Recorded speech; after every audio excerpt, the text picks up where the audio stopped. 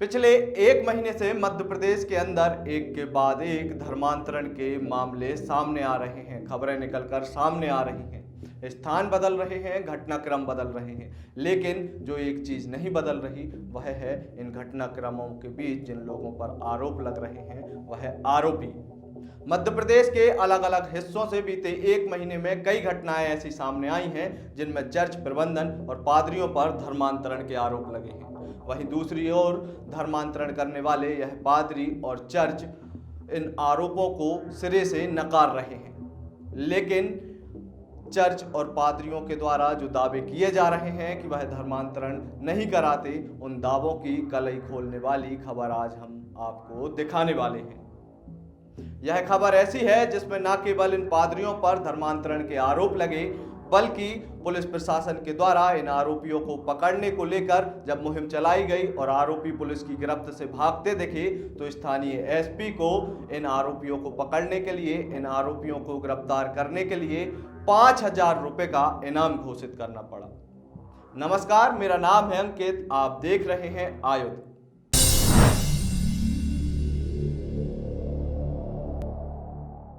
यह पूरा घटनाक्रम लगभग एक महीने पहले का है, जहां मध्य प्रदेश के सतना में धर्मांतरण का एक मामला सामने आया। यह मामला लगभग 30 अक्टूबर को शुरू होता है, जब सतना के नागरिकों ने स्थानीय हिंदू स्थानीय संगठनों को शिकायत की कि सतना के एक चर्च में धर्मांतरण का खेल चल रहा है। यह शिकायत 1 नवंबर को सतना के रहवासियों ने हिंदू संगठनों को की। उन्होंने बताया कि सतना के चर्च ऑफ गॉड में धर्मांतरण का खेल चल रहा है। जैसे ही हिंदू संगठनों को इस मामले की जानकारी लगी, वह बड़ी संख्या में पुलिस बल के साथ चर्च ऑफ गॉड में पहुंचे, जहां संगठनों ने देखा कि चर्च के अंदर बड़ी संख्या में हिंदू महिलाएं और पुरुष खड़े हुए हैं। जब स्थानीय प्रबंधन ने स्थानीय कार्यकर्ताओं के द्वारा इन हिंदुओं से चर्चा की गई तो कई लोगों ने बताया कि वह यहाँ पर अपनी स्वेच्छा से आए हैं। जब पुलिस प्रशासन के द्वारा इन नागरिकों से पूछताछ की गई, चर्च के प्रबंधन से बात की गई, तो उन लोगों ने भी इन आरोपों को सिरे से नकार दिया। लेकिन जब स्थानीय संगठनों को इस पूरे मामले में सब कुछ संदिग्ध दिखने लगा तो उन्होंने पुलिस पर दबाव बनाया कि आप चलिए इसकी गहन जांच कीजिए। जब पुलिस के द्वारा लचर रवैया दिखाया तो हिंदू संगठनों के द्वारा आक्रोश भी व्यक्त किया गया, प्रदर्शन भी किया गया। लेकिन पुलिस ने यहाँ भी एक गलती कर दी।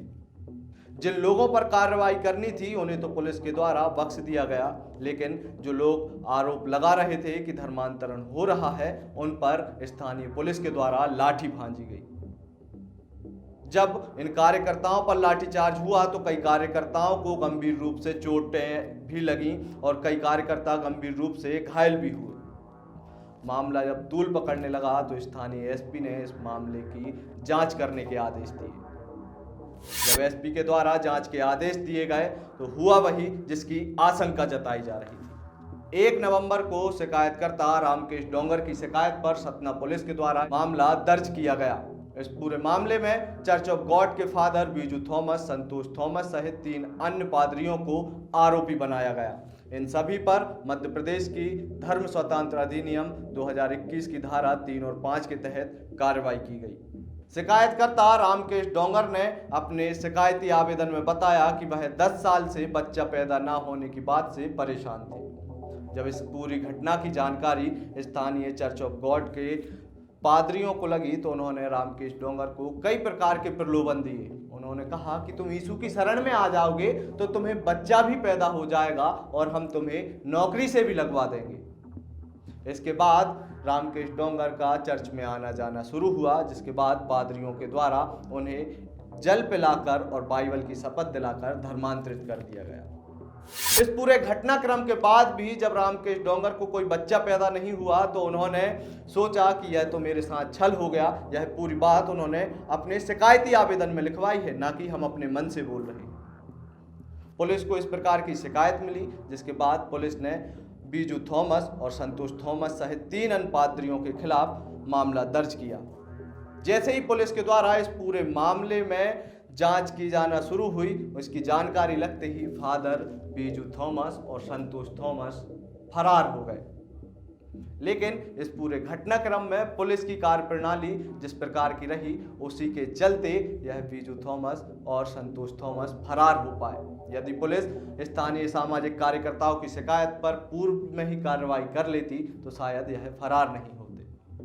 अब स्थानीय एसपी ने इन फरार आरोपियों के खिलाफ 5,000 रुपए का इनाम घोषित किया है। जब स्थानीय कार्यकर्ताओं से हमने बात की तो उन्होंने बताया कि पुलिस प्रशासन से लगातार हम लोग संपर्क में हैं और आरोपियों को जब तक सजा नहीं मिल जाती तब तक पुलिस से चर्चा करते रहेंगे। वहीं स्थानीय कार्यकर्ताओं ने अपने मौखिक रूप में बताया कि उनकी एसपी से जो बात हुई है उसमें एसपी ने आश्वासन दिया है कि यह आरोपी जल्द ही यदि गिरफ्तार नहीं होते तो इस इनामी राशि को भी बढ़ा दिया जाएगा।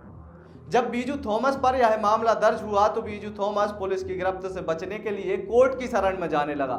उसके द्वारा अग्रिम जमानत याचिका हाई कोर्ट में लगाई गई, लेकिन हाई कोर्ट ने भी उस याचिका को स्वीकार नहीं किया। आयुक्त की टीम इस घटनाक्रम पर पल पल की नजर बनाए रखे हुए है। पल पल की जो भी अपडेट आएगी उससे आपको हम जोड़े रखेंगे।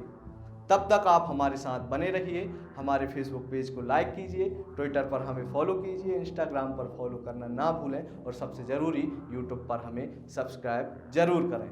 बहुत बहुत धन्यवाद।